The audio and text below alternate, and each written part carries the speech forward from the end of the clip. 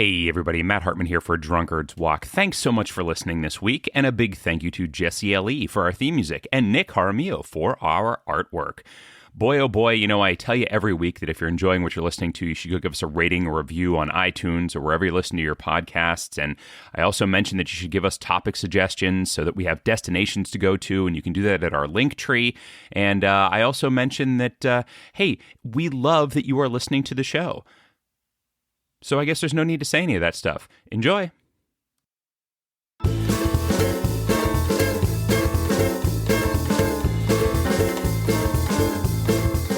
Hey, everybody. Welcome to another exciting episode of Drunkard's Walk, the podcast of all podcasts.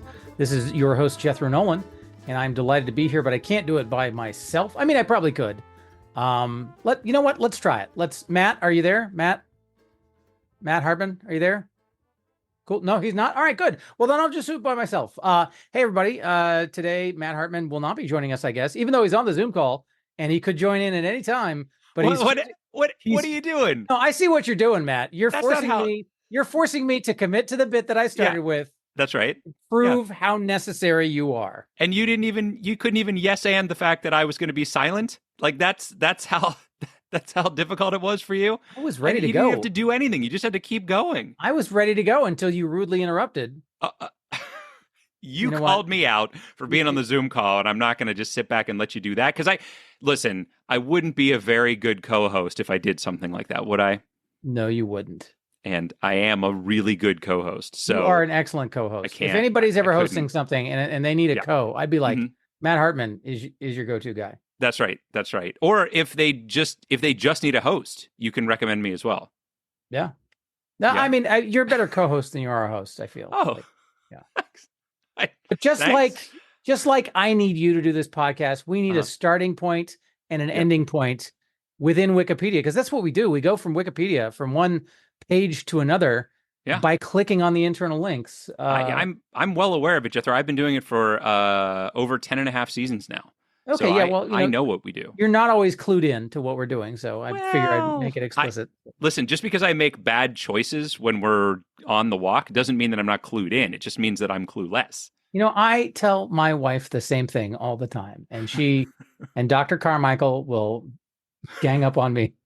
It's a hard time. You should find somebody else, I think, if they're going to gang up on you like that. I would love to, but Dr. Carmichael and I can only meet on Thursdays, and Christy has availability. So, you meant some. Oh, I see what you mean. Yeah, okay. Yeah, I see what you did there. You turned that right around into it. I was going to keep the marriage therapist, but get rid of the wife. That's the joke there. I get it. I love it. I think it's fresh. I think it's new. I think it's different. And I want to hear more. I want to hear more like that. That's what I want. Well, I tell you what, you're going to enjoy this new comic who's coming onto the scene. His name is Henny Youngman. Oh yeah, and he's got some real zingers that I think you're going to enjoy. Jethro, I got to tell you about a little show that I've been watching on Netflix called Everybody's in L.A.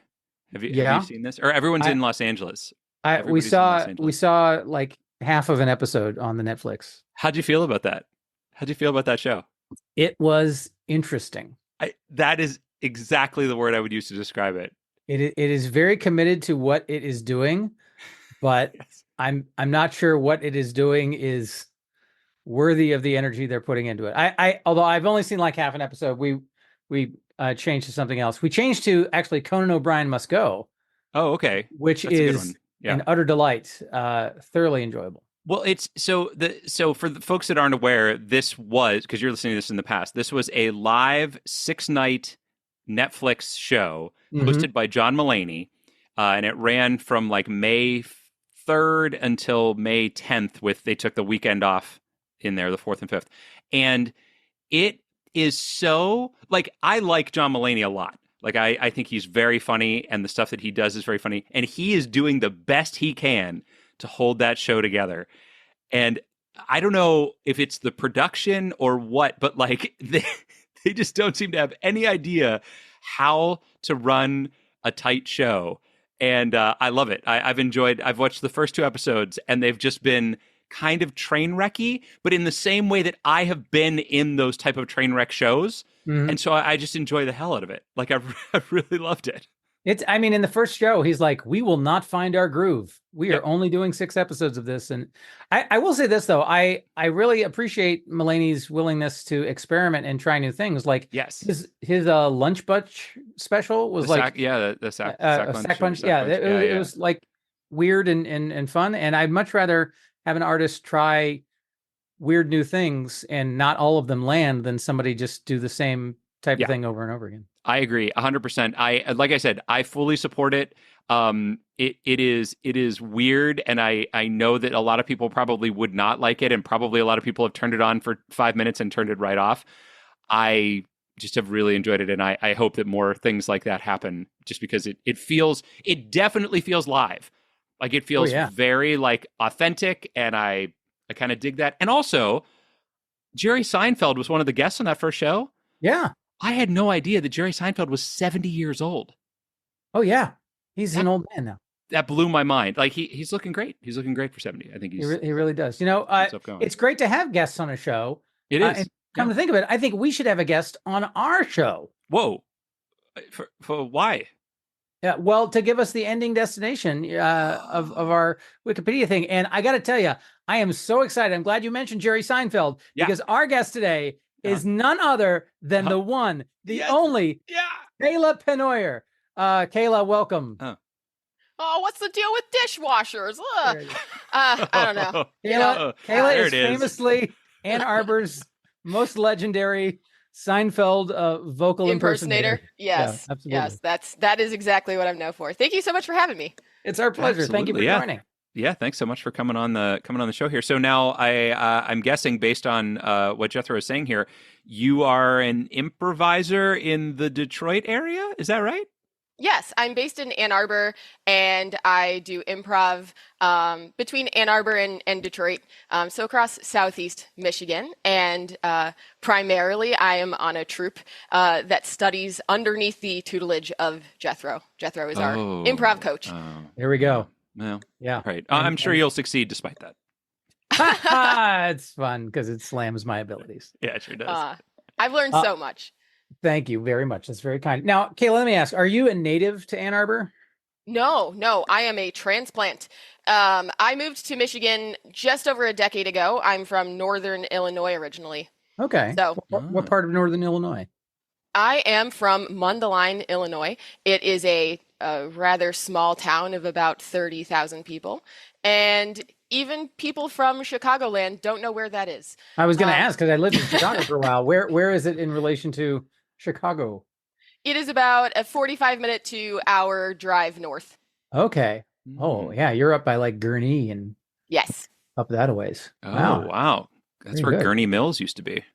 All right. Yes. But Yes, you've it's been up there. you've been in Ann Arbor for 10ish years or so. Yep, exactly. So let me ask you this. Unprompted, would you say if people ask where you live, do you say Ann Arbor or do you say the greater Detroit metro area? Ooh. For simplicity's sake, I do say Ann Arbor. It just rolls off the tongue better than the greater Detroit metro area. Fair enough. But yeah, I enjoy living here. There are so many fun things to do. It's close to just about everything, and Detroit is an awesome city to be so close to. There are comedians who are coming through all the time, great music over there. And yeah, between here and Detroit, there are 3 prominent comedy theaters. So who can complain? We should have pointed out that Kayla works for the Tourist Bureau and is just trying to get more people to come and visit the Detroit area. Right. It's not a subset huge of pure tourist Michigan. destination right now. Yeah. That's right. Yeah. Detroit, Michigan puts a lot of money into promoting its small improv theaters. Yes. Yeah, I'm sure. People hear about them all over that. Is there a tri-state area there? Probably not. Is there? I feel like we're more in a tri-county area, although I've never heard that phrase explicitly used. Well, that's awesome. So what do you, I don't want to assume that you don't make your living at improv, but I'm going to because I've been an improviser. So what do you do when you're not doing the improv thing?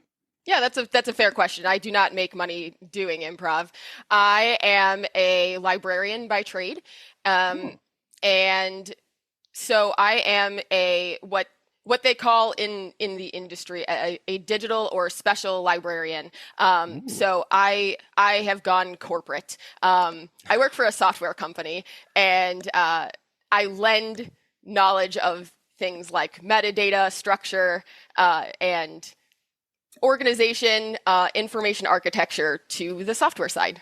Oh, I see. I see. And what kind of software do they do? Is it like fun software? Is it like games and stuff, or is it like boring software like dare I say in front of Jethro, spreadsheets? What?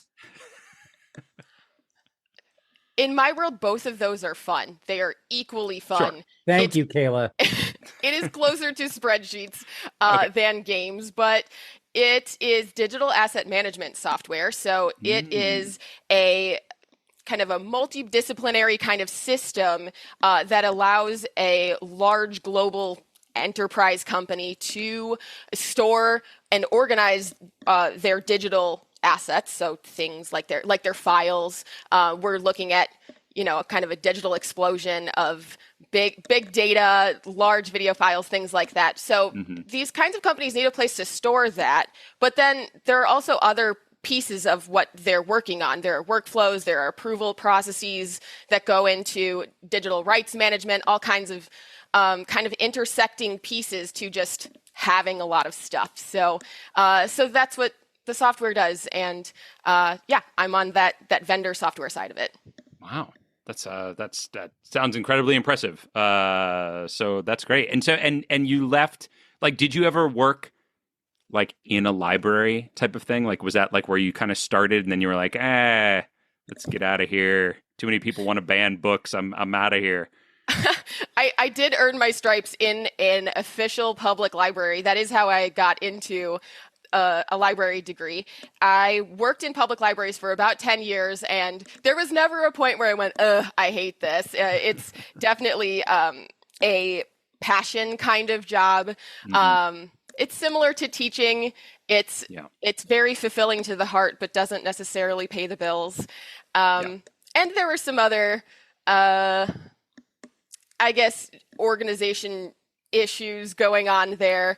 And I think with public libraries, as it is with teaching, there's a limit to how many jobs there are. There's a kind of insulated sort of community. And so once you've exhausted your options, you kind of go, well, I either have to move somewhere else or I need to find something else to do. And that was kind or of murder your boss. Murder your boss. Or that, right. Yeah. That's why you have poison stored at a desk, right? Oh, is that what they do at the libraries now? They store poison in the desk? Oh, definitely. As long as it's classified, Dewey Decimal, you're okay. Sure. Yeah. Makes perfect sense. Yeah.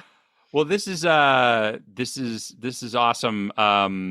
And thank you again for agreeing to come on and do this, because I know that I'm sure Jethro had to try to sell it, right? Like, hey, it's a podcast, but it's okay. It's a good podcast. That's what I'm known for, is my it's salesmanship abilities. Yeah. But I'm sure he told you, and I'm sure you've already heard us say that one of the things that we always get from our guests is a destination, a place for us to travel off to.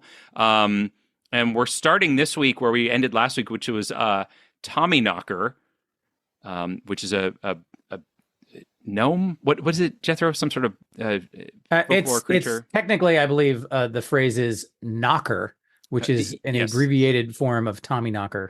Yeah, which it became known as. But it's a mythical creature in Welsh and Cornish folklore. Right. Who apparently would let people know when mines were about to collapse or some such. Yeah. Ooh. Yeah. Very so cool. So where will you be sending us from there today? Well, I fear that I have given you a very easy task based on what I have selected as your destination. I have chosen Medusa, as in the mythological Gorgon, who is known for many snakes as her hair. Nice. Oh, yes. Yeah, and, that could be an easy one. Right. It could be. I don't know. Every time we think it's going to be easy, it winds up taking us like 15 clicks. But so what is it that inspired you to give us Medusa as your topic here? Well, I do like her as a mythological creature figure. I think she's pretty cool. Just based on the story, right? That you can look her in the eyes and you turn to stone, and snakes for hair and all of that. But also, I take a lot of interest in deep sea life, and I believe the Spanish language word for jellyfish is Medusa. And I think it's because they look kind of similar, that they have kind of that rounded top with the sort of tentacle bits underneath that look like snakes. So I always thought that was pretty fun. Huh. I did not know that part of it. And I mean, I'm familiar with Medusa in that, like, I've seen the character and things like that. Remind me, do you know what actual story Medusa was introduced in, or like where she's kind of from initially, or is there an initial version of Medusa? Yeah, so from what I understand, she is one of 3 sibling Gorgons, and Gorgons are these kind of monstrous beings. And she was known for being this kind of terrible creature who would turn the townsmen into stone and all of that. And then I think it's Perseus who kills her by cutting her head off and then mounting it on this sort of like a shield. It is in fact Perseus who does that. Oh, there we go. And another fun fact that I like about Medusa is, I believe when she's slain, Pegasus, the winged horse, just bursts forth from where Medusa was. So that's a pretty neat thing to happen when you pass away. It's pretty awesome, yeah. Yeah. So how did they kill Medusa? Isn't this the thing where like they like held up a mirror or something and she turned to stone? Is that, or am I thinking of some other thing where they used? So you're probably character? thinking of Clash of the Titans, when Perseus has to use the inside of his shield in order to see Medusa to attack her. But I believe that in the original Clash of the Titans that Medusa was in fact beheaded by a young Harry Hamlin, who later went on to L.A. Law. I see, right. Because I've seen the film a few times. I'm pretty sure that's why he got that job. Absolutely. Yeah. Well, that's great. Yeah. So this may be a quick one, but I have no idea, because I don't know.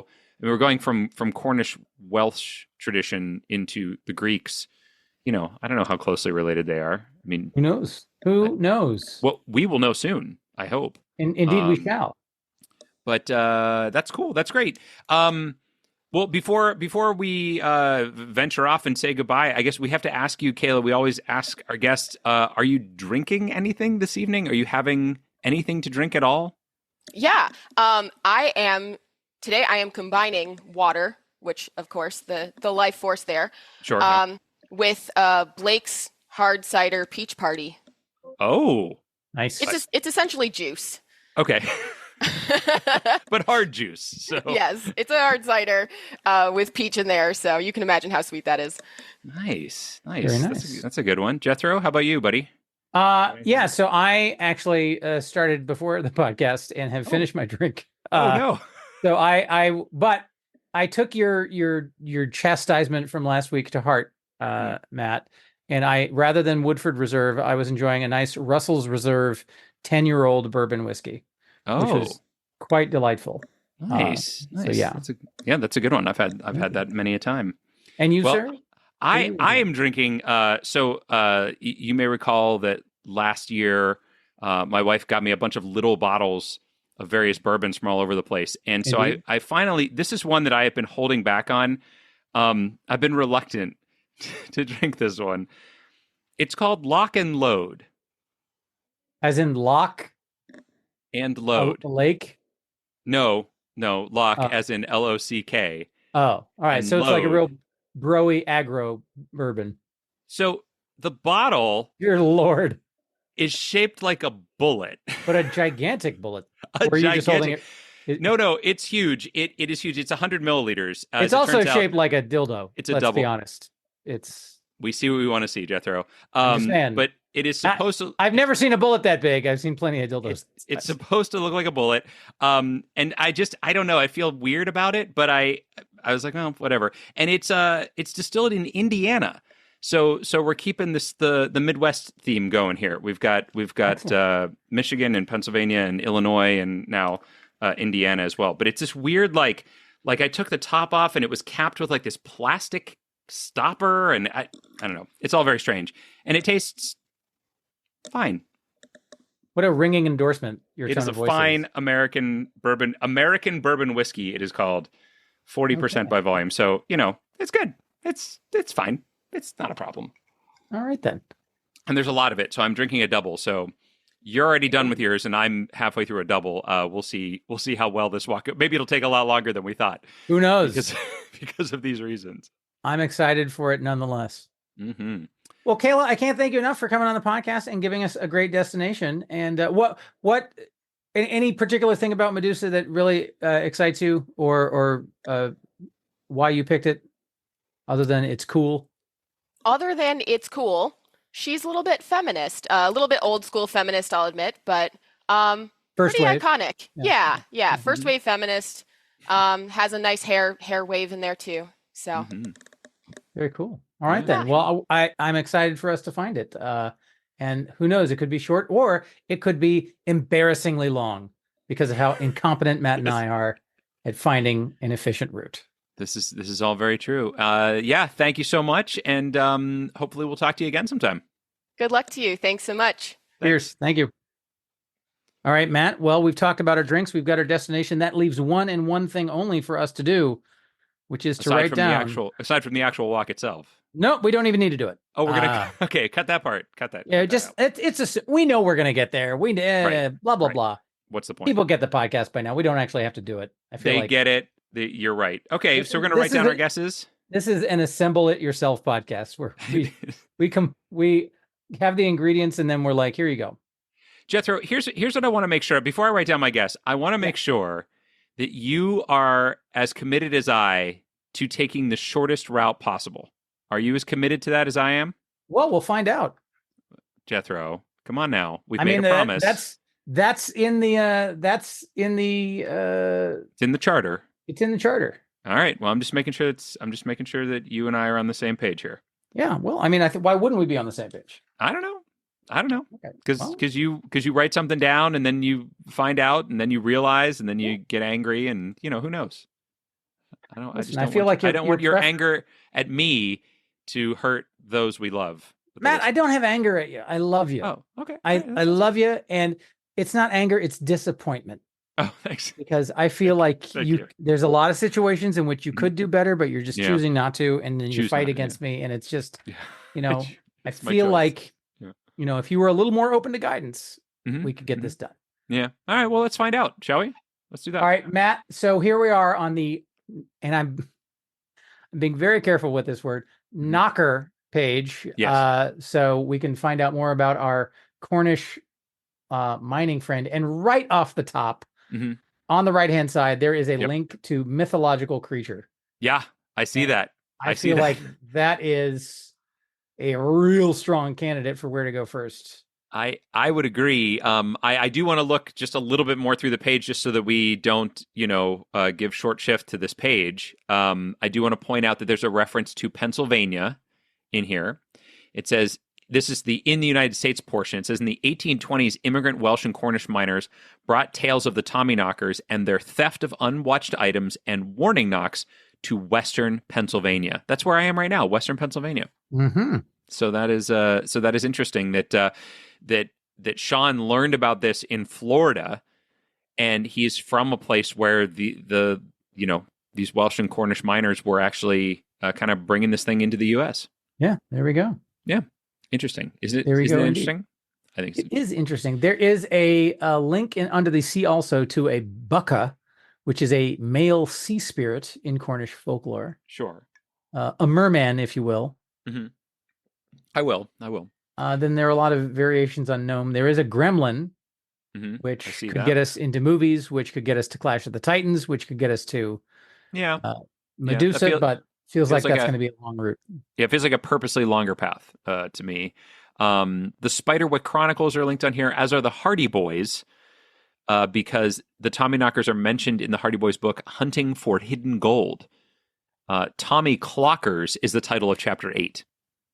case you were curious about that. I think it's interesting that there's no reference here to the Thunder Mountain, the Big Thunder Mountain Railroad that he learned about this on. I thought for sure there would be something about that on here. Maybe we should do some editing.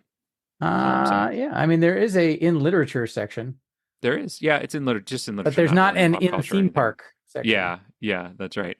I was looking down here at Fairies in Folklore, a little pink box that opens up. Yeah. Just to see if there was anything about, I don't know that Medusa's a fairy. I don't think so. But Hungry Grass is under here. She's a Gorgon. Yeah, right. But I wasn't sure if a Gorgon was also a fairy. Like, I don't know. Do you know? I feel like fairies fly. I don't think all of them do. Jack-o'-lantern is linked under attested fairies. So that's just insane. That's just madness. So is a boobry. A boobry, you say? Yeah. Well, we're on the knocker page, so why not boobries? I see what you did there. See what happened there? They both sound like names for boobs. I mean, they do sound a lot like them. We've got Pan down in here. Oh, where's Pan? So there's fairy-like beings worldwide. We get into Europe, we get into Southern, and we see Centaur is on here, Dionysus, Circe, Nymph, Pan, Satyr. Where is this? Where are you? Siren. All the way down at the bottom, all the way at the very bottom, so there's a pink thing, Fairies in Folklore. If you unhide that, you'll see that there's some other things under there. One of them is fairy-like beings worldwide. Okay. And if you open that up, you will see incubus, succubus, little people. Okay, merfolk, yeah. So boogeyman. if you look at the Southern Europe section, there's a bunch of stuff that I feel strong candidates for. Yes. There. Yeah, a lot of what feel like Greek mythy type things. Oh yeah. My thing is, and the reason I would still go to what was it, mythological creature up here, is because I don't know that any of these had a direct interaction with Medusa. Do you know if any of them did? Like the Centaur or Dionysus or anything like that? I don't know factually off the top of my head, but boy, I feel like one of them's got to. I think you're probably right, but since I don't know which one it is, I think mythological creature. I think there's a good chance that the mythological creature page may have Medusa on it. I think it might be actually on the mythological creature page. That's why I think we should go there. Now, I will. Okay, so hold on here a second. So, Hecate, and again, I'm mousing over so I can get the preview bubble, which per podcast law is allowed. Yes. Hecate is a goddess in ancient Greek religion and mythology, most often shown holding a pair of torches, a key, or snakes. Yeah, but snakes, just because it's snakes, I mean, first of all, why did it have to be snakes? But secondly, just because it is snakes doesn't necessarily mean that it's going to be connected to Medusa. Not every snake was in Medusa's hair. You see what I'm saying? I mean, you don't know that. I do know that. I've seen snakes since then. So I know. Well, of course, because Medusa got killed by Perseus. That's right. It set them all free. So you're saying that they got free? Yeah. They took off. They headed to the new world and hung out in the forests near my house. Yeah, I don't buy it. I don't buy it. If you don't buy it, no, she's a prominent figure in Greek mythology. Yeah. And you don't buy it. No, I don't buy it. No. Why on earth don't you buy it? I've already told you, I think that the mythological creatures page is going to have Medusa on it, and I don't think that this, which one was it? Hecate? Hecate. I don't think Hecate is going to have Medusa on that page. Wow. Okay. Because Hecate, do you know anything about Hecate other than what you've just read? Sure. You're a liar. I know. I mean, I we don't have time, unfortunately, on the podcast for me. No, we don't have time. Say all the things I know about Hecate. All right. Well, we'll do like a spinoff. Where I just read Jethro the does Wikipedia Hecate. Jethro does Hecate. Cover it all. Yeah. All right, fine. You want to go to mythological creatures? I think that's the way to go. I think I think that's the way to go. All right, let's do it. Here we are. It's actually a mythological creature, which actually takes you to legendary creature, which I did not realize it was going to take us to. Now I don't like it as much, but oh, that's too bad. Well, we got a lot Legendary of beautiful creature. pictures. So there is a list of legendary creatures by type link Oh, here okay. that is Okay. available to us. But hey, I've got big news for you, Matt. What's the big news? Hecate is on here? Yes, she is. No, I see a link to Medusa. It's here! I It's knew it! here. I knew it! This is amazing. Other tales include Medusa to be defeated by Perseus, the There we go. Minotaur to be destroyed by Theseus, and the Hydra to be killed by Hercules. There you All go. right. Medusa, it is. That's it. Medusa it up, baby. This is history. This is Drunkard's Walk history, I believe. This is Drunkard's Walk history. This has never been done before. This is undoubtedly the shortest walk we have ever gone on. So I don't know. Did you arrange this? Was the fix in, Jethro? I did not arrange it. This is Okay. I mean, we thought that after last week because Round the Twist was a show that had to do with like Right. mythical stuff yeah, and knockers from that. But now we're just even closer. I Yeah, mean, we thought that about Putt Putt Travels Through Time and Blue Peter Badge, if memory serves. It's true. It's true. And those were short walks. Those were 4, but 4 is a tie, I believe, of our shortest ever. Yeah. This is our shortest ever, Jethro. This is 2. Matt, this is 2. We're this is never amazing. going to beat this. It's well, I mean, we could beat it if somebody Gave miraculously us picked one that something was on the page. that would be amazing. That would be amazing. Well, I mean, we owe the listener more than just this. So we're gonna fill it out with some interesting stuff. We're gonna find some things to do to go down a rabbit hole maybe.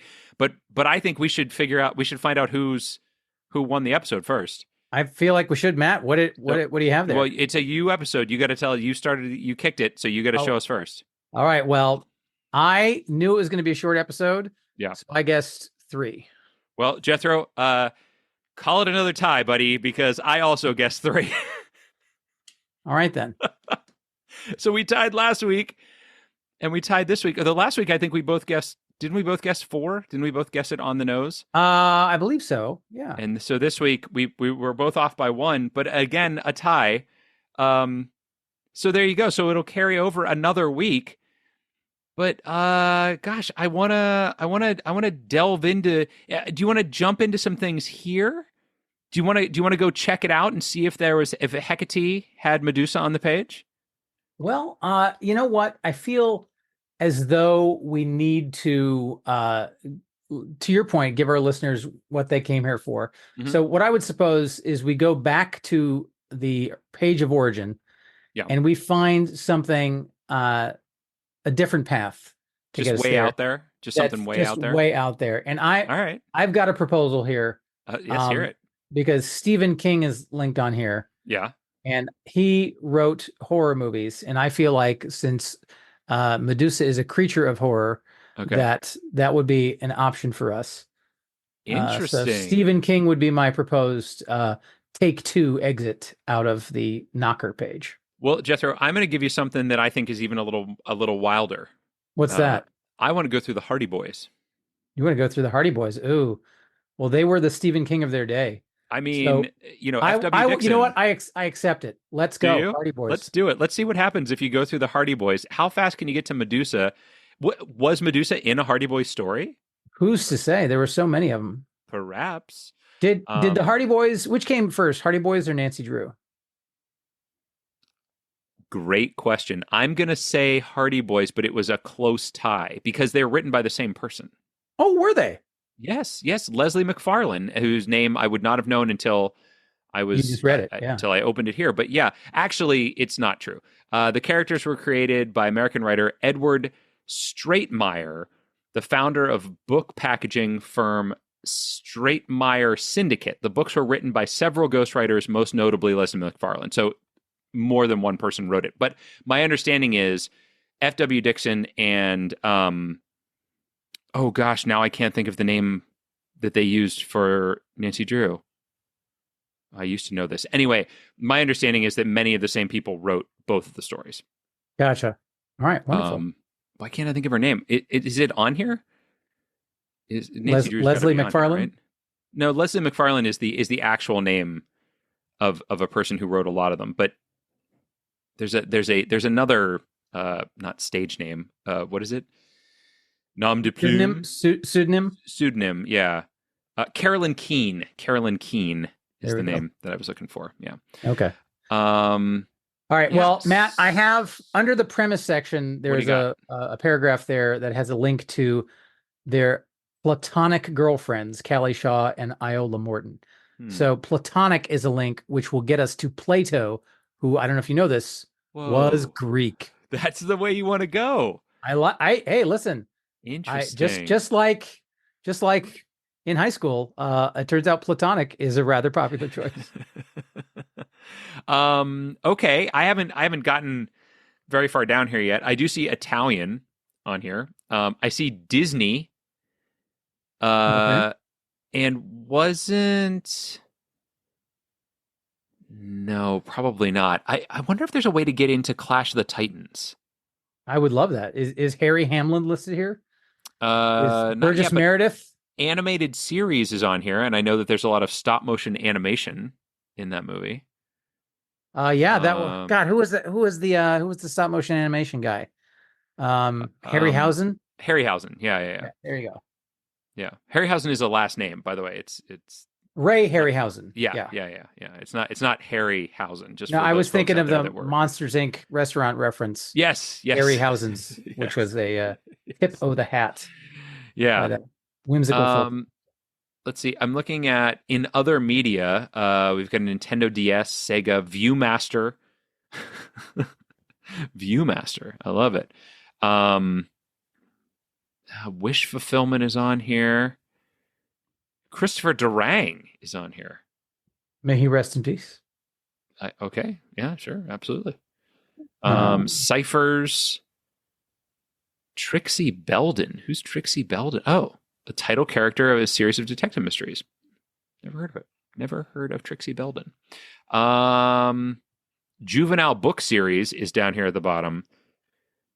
And if they had, probably not, actually. I was going to say if they had any of those, like, Are You Afraid of the Dark type deals, but probably not. Probably not, right? Probably not. Yeah, I don't see a link to Medusa actually on this page. Your platonic idea is an interesting one. And you know what? I've had just enough of this American bourbon whiskey to give it a try. Oh, look at you. All right, then. Where'd you find this again? So this was under the premise section. The first paragraph in the premise section, right at the end, the last sentence, talks about their platonic girlfriends. Premise section. Which I wonder, did the Hardy Boys know that they were in a platonic relate, that they'd been friend zoned essentially? Yeah, you gotta wonder about that. Yeah. I want to point out also Tim Matheson is linked on here as an actor who played one of the Hardy Boys, and he was in National Lampoon's Animal House, and I have a feeling it was right around the same time. Like he would have been a contemporary of all the actors that were in Clash of the Titans, but we do not have to go there. Xenophobia, that's not great. Where's this premise section? I don't even see this. It's like it's the first section of the article after the summary at the beginning. Well, that's the problem. I'm down much further than that. Oh, there it is. Premise: ice boat. That's what you want to click on? Platonic is what I was hoping to click on. I thought you said that was in the last part of the section. It's the first paragraph of the premise section. Oh, that's the last sentence of the first paragraph. See, you said first and last, and I just did it wrong. Okay, let's go to platonic. All right, wonderful. Here we are. Oh, platonic love is a love in which sexual desire or romantic features are non-existent or have been suppressed, sublimated, or purgated, but it means more than simple friendship. Okay. And Plato is linked there, but who's to say that Medusa isn't on this very page? Do you think Medusa was involved in a platonic relationship? I don't know, but Eros is linked here. So is Socrates? Socrates. Huh? You heard me. Eros as a god, I see on here. How about the ladder of love? Could be. Yeah, a lot. Aside from Eros, I don't see a lot of other. Oh well. Well, there is links to the 7 types of love. Eros, of course, which is sexual or passionate love. Sure. Philia, the love of friendship or goodwill. Storge, the love found between parents and children. Agape, universal love, consisting of love for strangers, nature, or God. Mhm. Ludus, the playful and uncommitted love intended for fun with no resulting consequences. So that's a Sure. friends with benefits situation. Yeah, yeah. Pragma, love founded on duty and reason. And philautia, a self-love, both healthy or Sorry. unhealthy. Sorry. Yeah. Say that one again. Philautia, not Okay. fellatio, No, as no, we no, were no, all thinking, no. Why would it which be? is much harder to do on oneself. Yeah, well, Um, stretch, baby. Indeed. So there's also a link to Greek love, Hmm. which who knows where that's going to take us, but I don't think it's going to get us closer to Medusa. Yeah, I was looking down under the there's a section at the bottom under Plato. It's got his works, philosophy, allegories and metaphors, life and legacy.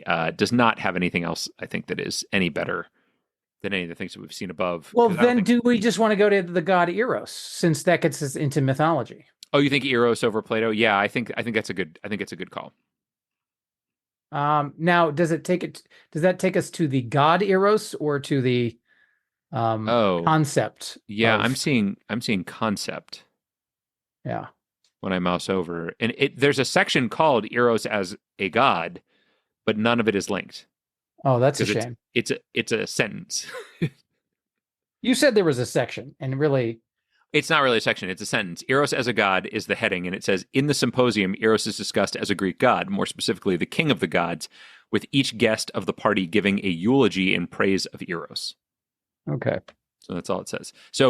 So maybe, well, you're going to be able to get from the concept into the god, right? So Yeah. maybe that's the way to go. Still, unless you think it's faster to go through Plato, which we can certainly do, but he's an actual Greek, so. Yeah, I'm wondering, rather than going to Plato directly, since there's such a big list underneath the Plato section, that maybe Mhm. there's something in there that we could go on. I mean, I looked, I didn't see anything. I didn't see anything that seemed all that great, but give it a look. Give it a go, man. Because I'm up here opening up all the little drop downs under like practices, emotions and feelings, activities, meat market. Wait a minute. What? Meat market is spelled MEET. Where are you seeing this? It's up under activities, under relationships. So there's like a purple box up at the top for relationships. It says outline, types, etc. It goes to activities. And then Yeah. it has meat market. A meat market is a location or activity in which people are viewed as commodities, or a business like a nightclub where people typically look for a casual sex partner. I my whole life I thought it was MEAT. I've never seen it written, but I also shared the same belief that people were going to check out the meat. Yeah. Yeah. But also similar to the phrase "make ends meet." Um, Wait, uh, you didn't think that was MEAT, right? oh, for a long time I did. I've known for a while since that I was wrong, but Really? it's just one of those things where I rarely, if ever, saw it in writing. So How did you picture that happening? I had no clear picture in my head. I just nodded and pretended to know like everybody else. Just wanted to make these two ends into pork chops. You know what? Don't shame I'm me. just I look. Here I am listen, admitting listen, that I was wrong about something, Matt. listen. And I you know mock me. you are, but there's a lot of things where I have absolutely misheard or misinterpreted what is being said or what is being presented at, for instance, meat market. And I absolutely, but I find ways in my head to justify it. Right. So Yeah. that's why I was asking you, like, how did you see this? I That's why sometimes I was just curious. sometimes just going along is Sure. a lot easier Sure. and Been not asking. like it's never come up. It's never been a thing where like, No. oh my God, I need to figure out how these meats can end. How do we make these ends into meat? I don't Doesn't know. make any sense. I don't know. All right. So, what are you thinking here? What do you like? So Eros probably will get us into Greek mythology more directly. Socrates is also a possibility, but I think they all are going to take us in some form or fashion to the gods and the behavior of the gods in Greek mythology. Yeah. So I'm fine to go with Eros since he's actually a god. Eros it is. Let's do it. All right. Eros, the ancient Greek, is a concept in ancient Greek philosophy referred to sensual or passionate love, from which the term erotic is derived. And I see a personified figure of Eros. There we go. The Greek god of love and sex. Also, we've got Cupid linked on here, and Rumor is linked on here as well. There you go. So both Eros to the god, Cupid and Rumor are out there. But hey, who knows? Perhaps there's so Helen of Troy listed here. I see Paris. Aphrodite. There we go. Now we're getting into it. Pericles. Pericles, where? Pericles, another famous relationship between a man and a woman in ancient Athens, was the romantic involvement of Aspasia and the statesman Pericles. Oh, the statesman Pericles. Yeah, a Greek politician in general during the golden age of Athens. Yeah, I'm sorry. I thought you meant Perseus. I did, but I forgot that it was Perseus. Okay, then. I thought this was the same person because they start with the letter P. And I think I've told you in the past, I am terrible when it comes to Greek mythology and remembering names. And this is why, because it started with a P. Must be the same word. Must be the same character. Must be the same person. No. Fair enough. No, totally different. So there is a link here to the basilisk. Oh. Which gets us into mythical reptiles. Yeah. Oh, wait. Oh, sorry. Reptiles? What? Why do you want to get into reptiles? I don't think that's the way to go. Now, you and the snakes, man. You just want to get into those snakes. Okay, so hold on a second here. There is a link to Freudian psychology. Okay. And I'm trying to remember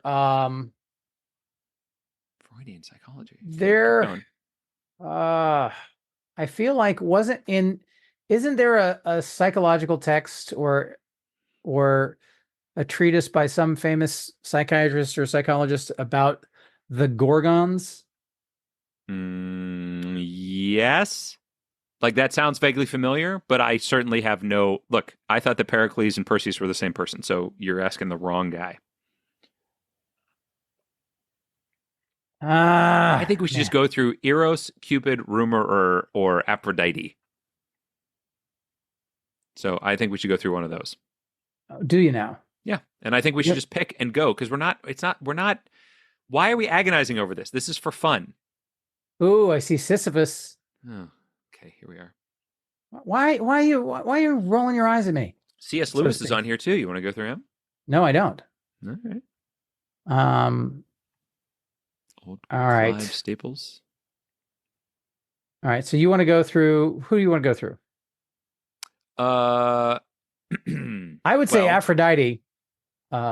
Aphrodite's good. Actually, Hippolytus is on here too. Hippolytus? Yeah, the son of Theseus and either Hippolyta or Antipode. How do you pronounce that? Antiope. Antiope? I'm not looking at it, so I don't know. Antiope, maybe. No, there's no IA. Anyway, I'd go through. Any of these is fine by me. You like Aphrodite? Let's go through Aphrodite. I would say let's go through Aphrodite. Yeah, I like pronouncing it Aphrodite. Do you know? Yeah, because there's an Aphrodite for that. All right, here we go. Does Aphrodite? Does she do anything with Medusa? Does she do anything with the Gorgons? I don't know Could be on this off page. the top of my head, but I feel like she's a major Greek god, so she's involved in a lot of stuff, and very well may have a link to Perseus on here because she was very much involved in Clash of the Titans. Sure. In Perseus's whole saga. Okay. What was really? Are you being serious? Didn't she? So first of all, she was played by a famous model in the movie. And if you say so, man, I've probably seen the movie one time So you've seen it way more than me. You're the expert I here. feel like she gave. So the gods gave, at Zeus's behest, gave Sure. Perseus things to play with, and I think she might have been one of them, but I don't know that Oh, factually. goodness gracious me. Thanks. So it seems inappropriate. What? What are you getting all That flummoxed by? they're giving Perseus things to play with? Seems. Yes, toys, weapons. They gave him a helmet, they gave him a shield, they gave him a sword, they gave him Bubo the owl. That was Athena's gift. Wow, here's a thing. You ready Yeah. for a thing? I'm ready for a thing. Hit me. In another version, Hera cursed Aphrodite's unborn son because he had been fathered by Zeus.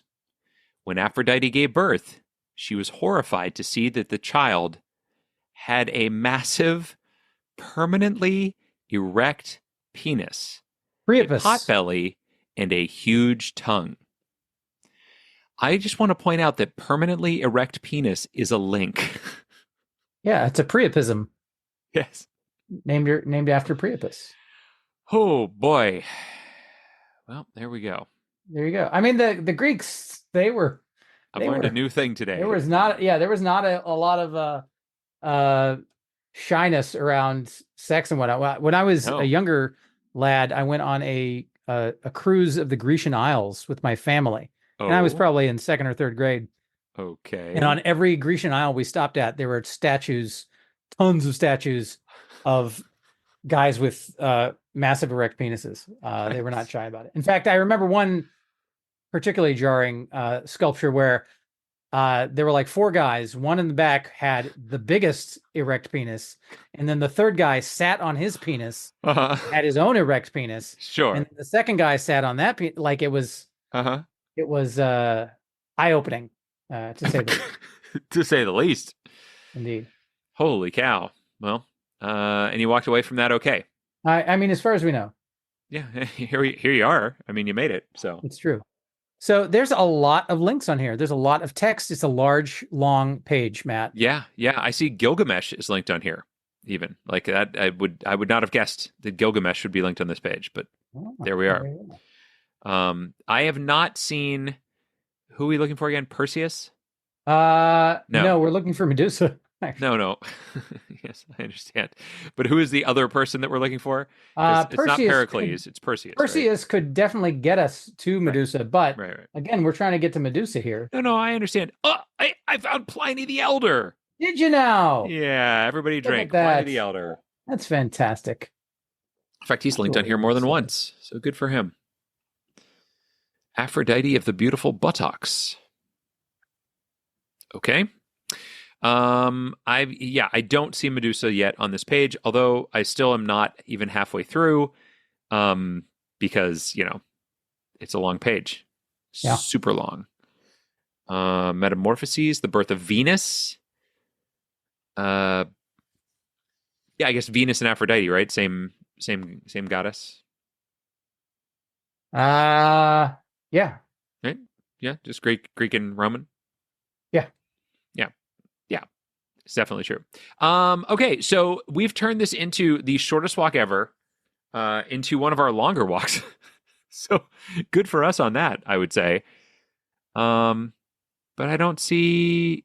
Oh, wait, here we go. Here's a bunch of Aphrodite's family tree. Is Medusa going to be on there? I think so, but I don't know the family trees that well. No, she's not. She's not on there. Yeah, I'm not seeing it. I'm not seeing it on here. There's a thing. No, Greek deities. Oh wait, hold on. So there is a section down here. Yeah. A purple section called myths and mythology. Yeah, that's what I'm looking at right now. And I feel like Medusa's got to be. You'd like for that to be true, wouldn't you? I would. Mortals beat. What? Yeah. What do you got? What? So under myths and mythology. Yes. There's a deity section. There's a hero heroine section. There's an Yeah. oracle seer section. Other mortals. Yes. There's an underworld section, and there's Yes. a mythical section. Yes. Mythical beings, beast creatures, captured / slain by heroes. Yes. And we have Medusa. Medusa. There she is. There she is. We There knew she she'd be around is. here somewhere. Miss Aegean Sea. We found her twice. Well, that's fantastic. So that was just So that was 1, 2, 3, 4, 5. So that was 5. So it was still not super long, man. Even if we had gone through Hardy Boys, we'd have been there pretty quick, but not as quick. Those kids know how to solve a mystery, you know?